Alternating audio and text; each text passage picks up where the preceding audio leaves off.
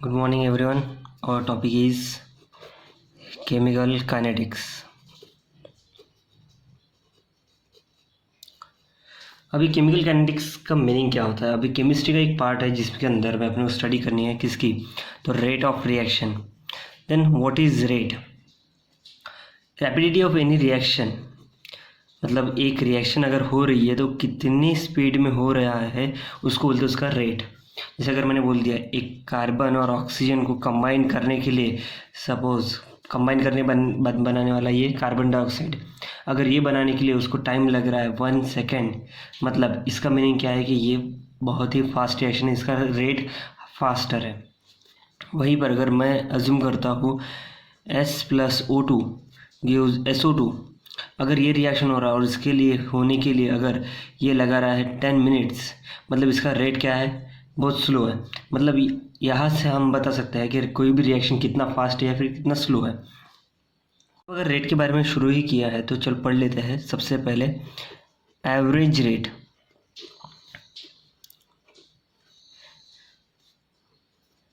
अब average rate मतलब क्या है? अगर मैं सोच रहा हूँ अगर कोई रिएक्शन हो रहा है तो यहाँ पर क्या रहने वाला है, इनिशियली रिएक्टेंट, और फिर रिएक्टेंट कन्वर्ट होने वाला है प्रोडक्ट में.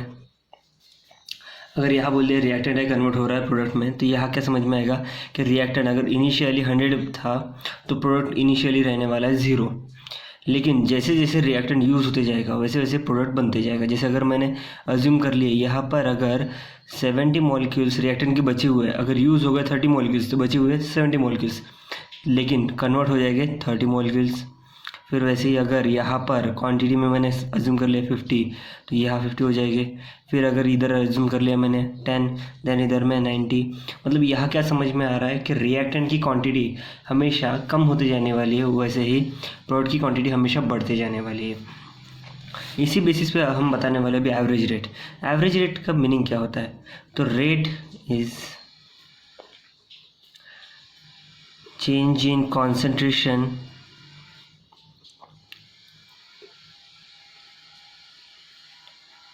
पर यूनिट चेंज इन टाइम.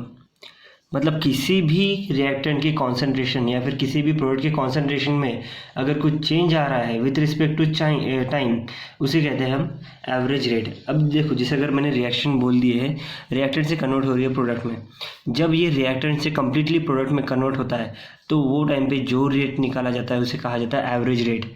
जैसे यहाँ पर मैंने अज्यूम किया था कार्बन और ऑक्सीजन कंबाइन हो रहा है और बना रहा है कार्बन डाइऑक्साइड, मतलब इसके कंप्लीट मॉलिक्यूल जब भी कंबाइन हो जाएगा और कम्प्लीटली ये कन्वर्ट हो जाएगा CO2 में, तो ये टाइम पे जो भी रेट निकाला गया है उसे कहा जाएगा एवरेज रेट.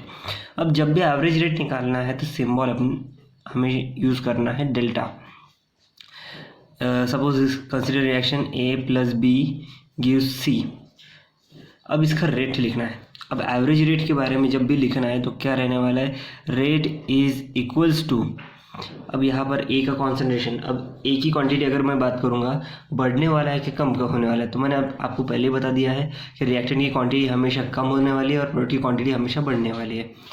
तो अभी मैंने रेट का फॉर्म मीनिंग बताया था, change in concentration per unit change in time, that is change in concentration, that is change in concentration को रिप्रेजेंट किया जाता है square bracket with respect to change in time. अगर मैं रिएक्टेंट ए के लिए बोल रहा हूँ तो इसका कॉन्सेंट्रेशन हो जाएगा change in concentration of A upon change in time, that is equals to.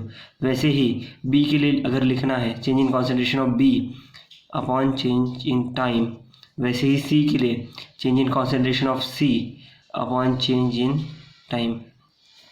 अब यहाँ पर कुछ ना कुछ तो चेंज होना चाहिए, रिएक्टेंट रिप्रेजेंट करना है या फिर प्रोडक्ट रिप्रेजेंट करना है, तो इसके हिसाब से जब भी इसका कॉन्सेंट्रेशन कम होगा हमें इसको रिप्रेजेंट करना है माइनस साइन से. रिएक्टेंट का कॉन्सेंट्रेशन हमेशा कम होने वाला है, मतलब उसकी क्वांटिटी हमेशा कम होती जाने वाली है, इसलिए इसका साइन रहेगा माइनस में, और वहीं पर प्रोडक्ट का जो कॉन्सेंट्रेशन होगा उसका साइन होगा प्लस में. ये हो गया एवरेज रेट के लिए फॉर्मूला. अगर यहाँ पर सभी का कोएफिशिएंट था 1, कुछ नहीं दिख रहा है, इसका मीनिंग है इसका कोएफिशिएंट है 1, इसलिए हमने यहाँ डायरेक्टली लिख दिया. लेकिन अगर सोचो इसका कोएफिशिएंट समथिंग होता, जैसे ए का कोएफिशिएंट है A, B का कोएफिशिएंट B, और क्रिएट कर रहा है सी का कोएफिशिएंट सी। तो इसी के लिए अगर एवरेज रेट लिखना है तो रेट इक्वल्स टू हो जाता, रेट इक्वल्स टू 1/a, जो भी इसका कोएफिशिएंट रहने वाला है उसे रेसिप्रोकल लिख कर देना है, और रिएक्टेंट होने की वजह से माइनस साइन लग जाएगा। Then delta A upon delta T equals to concentration, अब बी के लिए रिप्रेजेंट करना है, क्या हो जाएगा 1/b, ये भी रिएक्टेंट है इसीलिए -1/b delta A delta B upon delta T. Now for product 1/c, लेकिन 1/c क्या रहने वाला है, प्लस रहेगा। क्यों? क्योंकि प्रोडक्ट के लिए हमेशा प्लस साइन लेना है। Delta c upon delta T, इस वे से हमने रिप्रेजेंट कराया है average rate. Now time for instantaneous rate.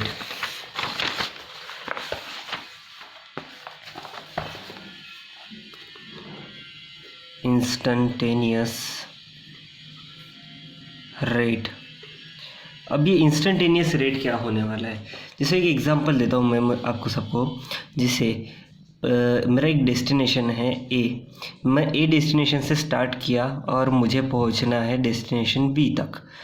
जब ए से बी तक जाने तक मैंने जो कुछ चेंज किया उसे रिप्रेजेंट कराने वाला हूँ मैं डेल्टा से।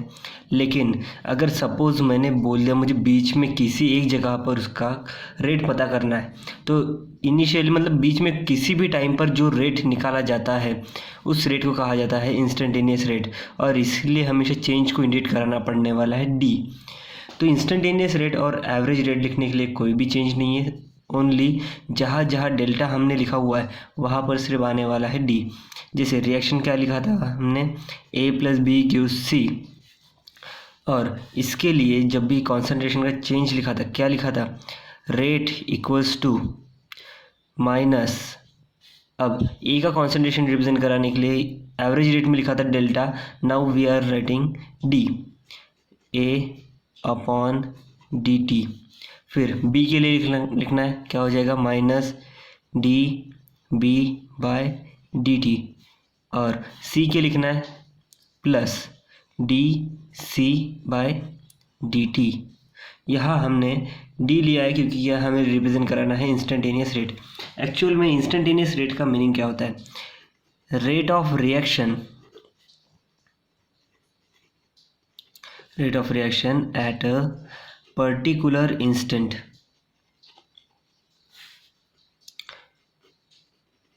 मतलब किसी एक टाइम पर निकाला जाने वाला रेट, मतलब एक पर्टिकुलर टाइम पर निकाला जाने वाला रेट उसे कहा जाता है इंस्टेंटेनियस रेट। अब हमने यहाँ पर रेट ऑफ रिएक्शन का फॉर्मूला तो देख लिया, rate equals to -dA/dt -dB/dt plus dC/dt। यहाँ पर चेंज इंडिकेट कराने के लिए लिखा है डी। अभी सपोज अगर कोएफिशिएंट होते तो क्या लिखा जाता, जैसे a + b गिव्स c। यह same rate is equals to -1/a dA/dt। हमेशा याद रखना अगर कॉन्सेंट्रेशन रिप्रेजेंट कराना है तो स्क्वायर ब्रैकेट होना ज़रूरी है। फिर b के लिए रेसिप्रोकल 1/b, लेकिन रिएक्टेंट था इसलिए -dB/dt इक्वल्स टू 1/c। अब यहाँ पर प्लस लिखा है क्योंकि यह प्रोडक्ट है, प्रोडक्ट के लिए हमेशा +1/c, देन dC/dt।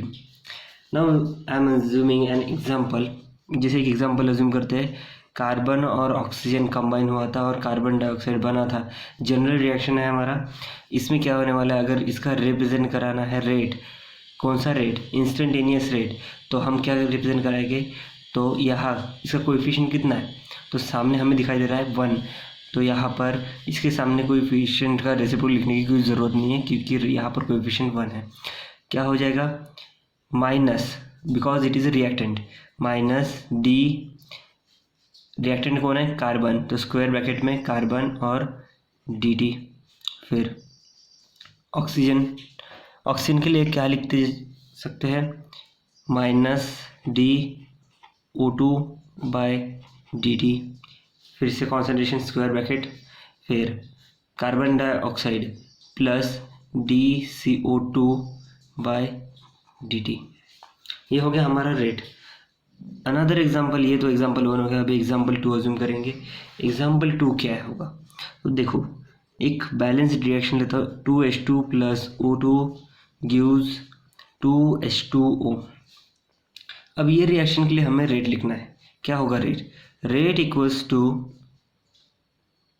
क्या हो जाएगा, कॉन्सेंट्रेशन रिएक्टेंट रिप्रेजेंट कराने माइनस, फिर यहाँ कोएफिशिएंट दिया हुआ है, जैसे दिया है 2, तो मैंने आपको पहले ही बताया अगर कॉन्सेंट्रेशन के सामने के लिए अगर कुछ लिखना है, रेसिप्रोकल लिखना है, मतलब कोएफिशिएंट लिखना है, तो यहाँ पर रेसिप्रोकल लिख देंगे। 2 का रेसिप्रोकल 1/2 DH2/dt, फिर O2 का कोई कोएफिशिएंट नहीं, इसीलिए यहाँ सिर्फ माइनस साइन और DO2/dt। फिर वैसे ही यहाँ प्रोडक्ट में आओ, प्रोडक्ट में नंबर दिया, कोएफिशिएंट दिया हुआ है 2, इसलिए यहाँ +1/2, क्योंकि प्रोडक्ट है तो प्लस साइन आ गया, और इसका रेसिप्रोकल 1/2 DH2O/dt। यहाँ हमारा इंस्टेंटेनियस रेट क्लियर हो जाता है। इसके सामने वाला फर्दर टॉपिक मैं नेक्स्ट वीडियो में शेयर कर दूंगा। तो थैंक यू।